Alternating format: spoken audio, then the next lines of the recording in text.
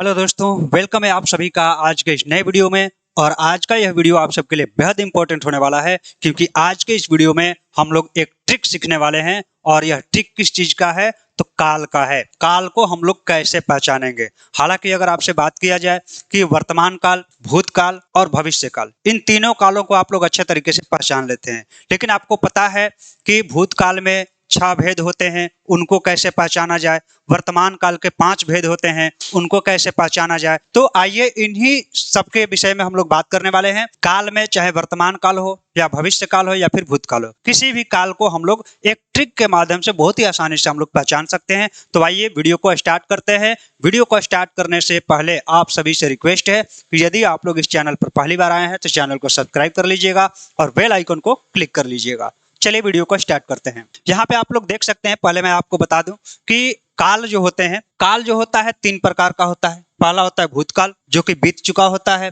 दूसरा होता है वर्तमान काल, जो कि अभी समय चल रहा है, उसको वर्तमान काल कहते हैं। तीसरा है आपका भविष्य काल। आपको पता होगा कि भूतकाल के 6 भेद होते हैं, वर्तमान काल के 5 भेद होते हैं और भविष्य काल के 3 भेद होते हैं, जो कि हमें जानने हैं, आपके परीक्षा में पूछा जाता है। तो आइए सबसे पहले स्टार्ट करते हैं हम लोग भूतकाल से। भूतकाल के 6 जो भेद होते हैं उनको हम लोग कैसे पहचानेंगे ट्रिक के माध्यम से। तो यहाँ पे आप लोग देख सकते हैं कि भूतकाल के जो 6 भेद होते हैं, सबसे पहला होता है सामान्य भूतकाल, दूसरा होता है आसन्न भूतकाल, तीसरा होता है पूर्ण भूतकाल और चौथा होता है संदिग्ध भूतकाल, पांचवा होता है आपका अपूर्ण भूतकाल और छठा होता है हेतु मत भूतकाल। वैसे मैंने काल आप लोगों को पढ़ा दिया है, इन सबके परिभाषा भी आपको मैंने बता दिया है।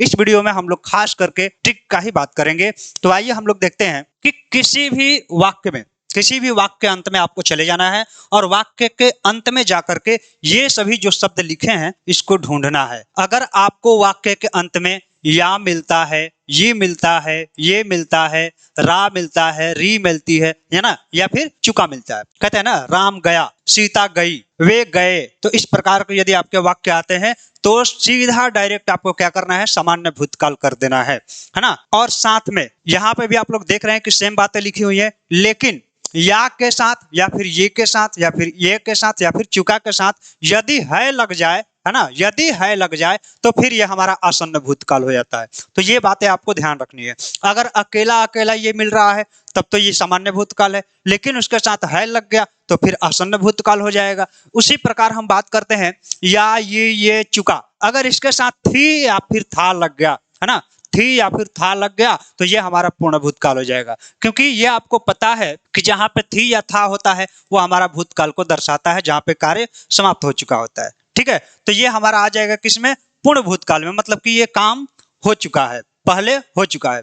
इसके बाद हम बात करते हैं संदिग्ध भूतकाल को हम लोग कैसे पहचानेंगे। तो बस यही वर्ड रहेंगे, या, ये, चुका, लेकिन इसके बाद में क्या होगा? होगा लगा रहेगा या फिर होगी लगा रहेगा, है ना। गया होगा, गई होगी, आया होगा, आई होगी। इस प्रकार के अगर जो आपके वाक्यों के अंत में अगर ये सब मिलता है तो फिर आपका जो है संदिग्ध भूतकाल हो जाएगा। ठीक है, उसी प्रकार हम लोग देखेंगे वाक्य के अंत में अगर रहा था, है ना, रहा था, रही थी, यहाँ पे आप लोग देख सकते हैं रहा जो है वर्तमान काल है, लेकिन जो है था ये क्या है? भूतकाल है। और वर्तमान काल और भूतकाल दोनों जब साथ में मिल गए तो ये अपूर्ण भूतकाल हो जाएगा, है ना। यहाँ पे देखिए हेतु मत भूतकाल को हम लोग कैसे पहचानेंगे? उसमें 2 क्रियाएं होंगी, है ना, आपको 2 क्रियाएं देखने को मिलेंगी और दोनों ही क्रियाएं भूतकाल की होंगी। ठीक है, इसके बाद हम आते हैं यहाँ पे वर्तमान काल में, है ना। वर्तमान काल में आपके 5 भेद होते हैं: सामान्य वर्तमान काल, तात्कालिक वर्तमान काल, संदिग्ध वर्तमान काल, पूर्ण वर्तमान, हेतु मत वर्तमान काल, है ना।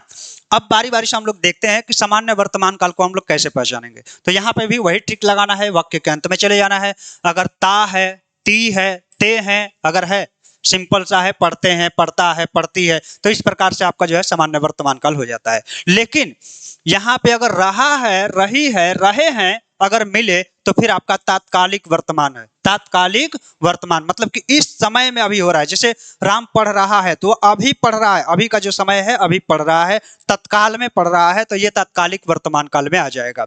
इसके बाद संदिग्ध वर्तमान काल, रहा होगा, है ना, रहा होगा या फिर रही होगी, रहा होगा या फिर रही होगी।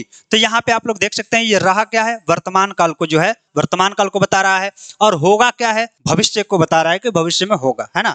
लेकिन जब ये दोनों एक साथ मिल गए, वर्तमान और भविष्य दोनों एक साथ मिल गए, तब ये क्या हो जाएगा, ये हो जाएगा हमारा संदिग्ध में आ जाएगा। पता नहीं ये काम होगा या फिर नहीं होगा, है ना। मान लीजिए राम पढ़ रहा होगा, क्या पता वो नहीं भी पढ़ रहा होगा, है ना। तो राम पढ़ रहा होगा, तो जहां पे भी रहा होगा रही होगी मिलेंगे आपको, तो आप समझ जाइएगा संदिग्ध वर्तमान काल है ना। पूर्ण वर्तमान काल को हम कैसे पहचानते हैं, तो आपको सिंपल सा वाक्य के अंत में चले जाना है, और वहां पे अगर आपको या है, ये है लगता है ना, दिखाई देता है, तो फिर आपको समझ जाना है कि वो पूर्ण वर्तमान काल है ना। यानी जैसे हम कहें कि राम गया है, सीता गई है, सीता आई है, वे लोग गए हैं, तो इस प्रकार के जो भी आपके वाक्य होंगे वे पूर्ण वर्तमान काल में आएंगे। इसके बाद हम बात करते हैं हेतु हेतु मध्य वर्तमान।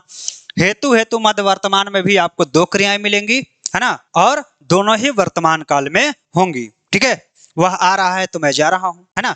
तो दोनों क्रियाएं आपकी जो है वर्तमान काल में होंगी। ये लगभग सबका सेम ही रहता है, बस ये वाला चेंज होता रहेगा, लेकिन दो क्रियाएं मिलेंगी ही मिलेंगी। अगला आपका है भविष्य काल। तो भविष्य काल में आप लोग देख सकते हैं कि एक होता है सामान्य भविष्य, संभाव्य भविष्य और हेतु हेतु मत भविष्य। हेतु हेतु मत तो आप लोग समझ गए होंगे कि दो क्रियाएं आपको मिलने ही वाली है, दो क्रियाएं मिलने वाली है, और दोनों क्रियाएं आपकी भूतकाल की है तो हेतु हेतु मत भूतकाल, दोनों क्रियाएं आपके वर्तमान की है तो हेतु हेतु मत वर्तमान काल, और दोनों क्रियाएं आपके भविष्य की हैं तो हेतु हेतु मत भविष्य काल हो जाएगा। बाकी के रही दो बातें, तो सामान्य भविष्य जो होगा, है ना, जैसे राम जाएगा, सीता जाएगी, है ना, इस प्रकार से गा गी गे अगर आपको मिलते हैं तो यह फिर आप सामान्य भविष्य काल हो जाएगा, है ना।